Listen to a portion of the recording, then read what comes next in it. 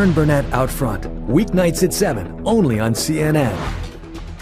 Well, I wish I could tell you that I was surprised. I am a little concerned that we're going to use the drones and then we're going to develop rules for them. The most important rules for the use of surveillance are basically the Bill of Rights. You have to have a search warrant to use a drone to go after someone. Now, some of this is murky because we've had some decisions by the courts saying that open spaces don't require a warrant. I disagree with those cases and think we need to revisit that. But particularly if they're using drones, they need to have a judge's warrant. Now, you've been critical, obviously, at the least, I guess. I think you'd agree with my characterization of the administration and its surveillance programs and the recent revelations about the NSA and others. You've said you want to sue the government over them. But I wanted to just, back in 2007, you're well aware, then Senator Obama was very loud in his criticism of President Bush and surveillance programs. He said the Bush administration put forth, quote, a false choice when it came to liberty versus security. But today, when he was speaking in Europe, President Obama defended his administration's surveillance programs, and I wanted to play you his reasoning.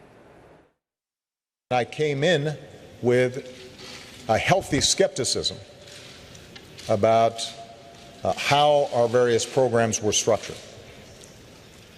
But what I have been able to do is examine and scrub how our intelligence services are operating, and I'm confident that at this point we have struck the appropriate balance. All right. He obviously changed his point of view somewhat when he got into office. All of a sudden, when you're the president, terrorist attack happens. It's yours. It's your responsibility. Former Vice President Dick Cheney was actually criticizing you when you were so frustrated with their surveillance program, saying, look, surveillance programs would have prevented 9/11. You could be running for president. Do you think you'd feel differently if you were in the Oval Office? I think there's a saying that most people know that power corrupts. And I think a lot of times when people get elected to be the president of the United States, they think, well, my predecessor was a bad person and he might have misused this, but I'm a good person and I will never misuse this power. Really, it's about the power. It isn't about the person. Madison talked about this when he said if a government were comprised of angels, we wouldn't need to limit power.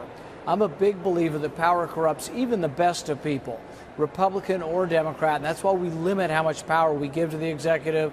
And so, no, I think you do accept the restraints of the Constitution because that's how we protect freedom.